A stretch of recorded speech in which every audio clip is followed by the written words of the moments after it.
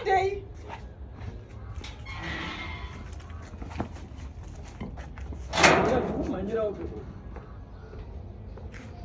Yo. Kokuchena kudayanzi. Mama. Kuchechi ningangoramba ndichipfeka uniform every day kuchechi vanozoona sei kuti ndinopfeka zimla chindochena kudai nezimla. Yes.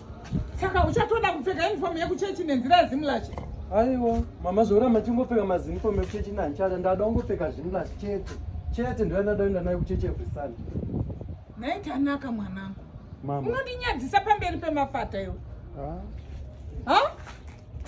Mama mai. Uri muyuti mani pfeka uniform yekuchechi.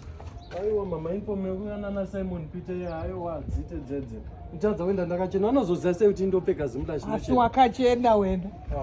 Mazvona. Apa zvawangoitaka wakungoisa Simon Peter chete apa. Wobva wangoti Simon Peter and Mary. Ko ganda rangu mukurionere mama. Kuri kuzori.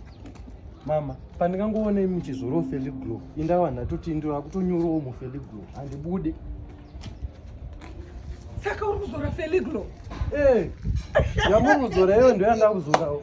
Ndakangoona kuti muri kufitwa inini ndakabva ndatona skin yenyu chichinje. Ngezvinoma baby yesantondiletsi. Uri kunyatsoita kaka kanenzika kaningirikini kaskini kaka katetetete. Koma baby manetsero andiri kuitwa mama varoora vadai bishi pandiri. Manje kana wakangwara usamhanye nemvanda mwanangu. Neskini yako yekwefeli Glow. Inoda chi? Inoda vacho vachangobikwa. Vachangobikwa vachangozate.